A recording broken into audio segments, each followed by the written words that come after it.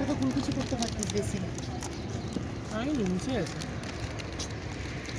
এই ধাবাতে আমরা একটুখানি স্ন্যাক্সের জন্য বসেছিলাম।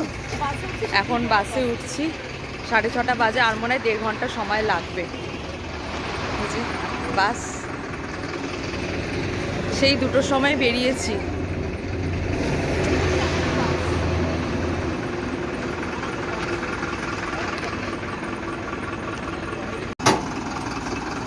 হ্যাঁ, এই 2টো ধর, আর তোর কাছে জায়গা হবে। এখনো শুনছি 2 ঘন্টা সময় লাগবে, মানে 8:30 9টার দিকে পৌঁছাবো হোটেলে জয়সলমীরে। বসে আছে বন্ধ করে দেবে। তো ওরা একটু দেরি করেই নিয়ে যাচ্ছে। গাড়িতে রয়েছি। হ্যাঁ, এসি গাড়িতে আছি, আরামেই আছি। হ্যাঁ, গিয়ে ডিনার করবো, ঘুমাবো, আবার সকালবেলা হবে। ব্যাস, স্নান করো, ব্রেকফাস্ট করো, তারপরে রেডি ঘুরতে হও, যাও। আবার ঘুরতে চলে যাও। এই এই এখন আমাদের 15টা দিন 15টা দিন যাবে। এইভাবেই কেটে যাবে। সুন্দর লাল শাড়িটা আমারই না, সেম সেম শাড়ি মতো বড়টা পরবে। মা বড্ড ভয় পেয়ে গেছে বলছি আমার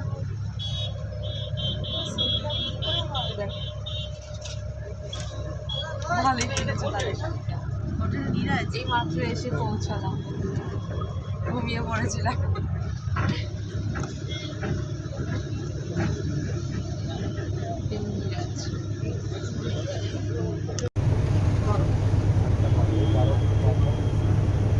এটা জয়সলমীরের হোটেল না?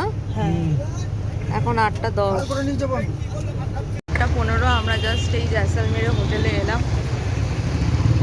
হোটেল নিরাজ।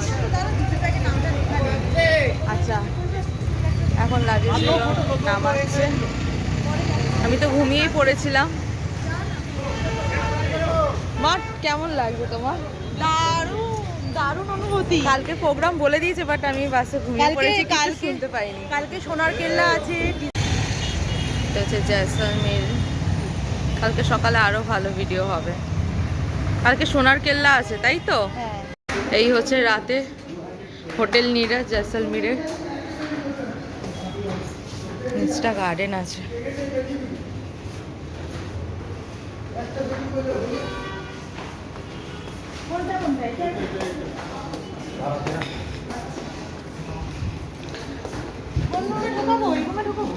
এটা রুম আছে একটা, দেখি রুমটা। ভালো, রুমটা ভালো, খারাপ না। ছাদ থেকে নাকি বলছে সোনার কেল্লা দেখা যায়। এটা আয়না, ভালো লাগছে। হ্যাঁ, এটা বাথরুম আছে, বাথরুমটা পুরো নিট অ্যান্ড ক্লিন, পরিষ্কার চকচক করছে। পাশের রুম, এটা আমাদের রুম, তো সেমই আছে। और जब तुम नींद में होगे तभी अपना असर करेगा और जहर के असर को पूरी तरह से खत्म कर देगा। আচ্ছা, এখানে ব্যালকানি আছে, ছোট ব্যালকানি, রোড সাইডে। বলছে ছাদে উঠে যেতে, ছাদ থেকে নাকি সোনার কেল্লা দেখা যায়। উঠে পড়বো একটু পরে, ছাদ থেকে ভিউটা দেখবো। এটা আয়না আছে, আর তোমাদের তো বাথরুম দেখিয়েইছি, খারাপ না। একটা লন রয়েছে, এটা খুব সুন্দর কিন্তু হোটেলটা। এই যে বাবা দাঁড়িয়ে আছে,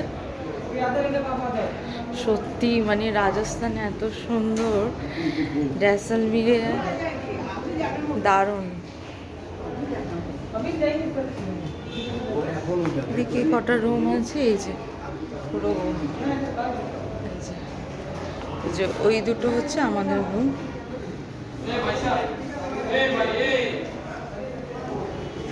নিচে মনে হয় ডাইনিং আছে, জানি না। এই যে ফিলিং আসছে এখন, বলো মা।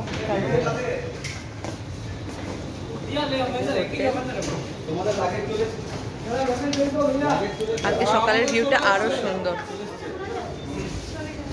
রাস্তায় আস্তে আস্তে দেখছিলাম রাস্তাগুলো খুব সুন্দর সেজে উঠেছে কালী পুজোর জন্য, দিওয়ালির জন্য। তো একটা স্পেশাল ব্যাপার কি, আমরা কালী পুজো দিওয়ালিতে এখানেই থাকছি, রাজস্থানেই থাকছি, মনে হয় উদয়পুর না হলে যোধপুরে থাকছি, এরকম একটা আছে, জানি না এখন। তো এটা খুব ভালো আমাদের কাছে। একবার চণ্ডীগড়ে থেকেছিলাম কালী পুজোতে, খুব সুন্দর সাজিয়েছিল, আর এখানে নাকি আরও ভালো সাজায় দিওয়ালি। তো খুব ভালো মজা হবে এখানে, ইচ্ছা আছে বাজি ফাটাবো, তারপর ভাইকে ফোঁটা দেবো, এগুলো খুব মানে মানে এগুলোই তো একটা স্মৃতি হয়ে থাকবে, তাই না?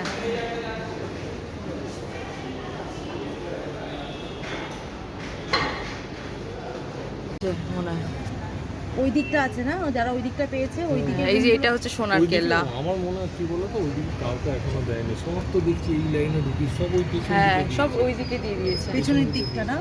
এটা জাস্ট রোড সাইডে একটাই জাস্ট ব্যালকনি ছোট মতো রয়েছে। এই রোডটা হ্যাঁ। কানেক্টিং পুরো। হ্যাঁ, খুব এক্সাইটেড কালকের জন্য।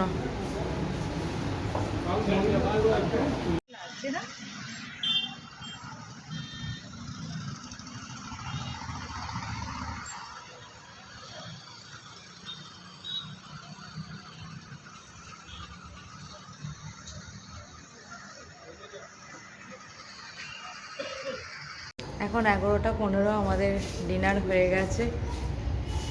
আমরা যেখানে বসেছি মানে ডিনার করেছি ওখান থেকেই সোনার কেল্লা দেখা যাচ্ছিল, খুবই ভালো লাগছিল, ভিডিও করেছি ওগুলো। এখন গিয়ে জামা কাপড় বার করতে হবে, কালকে 6:30টায় বেডটি আছে, তারপর নর্মাল, তারপরে কালকে যেমন রুটিন 8টায় বেরিয়ে যেতে হবে, সোনার কেল্লা দেখবো, পাটুয়া কি একটা বললো মেহেল আছে, ওগুলো দেখে তারপরে মরুভূমি তো রয়েছে, তা আফটার লাঞ্চে আছে, করে বেরিয়ে আসবো।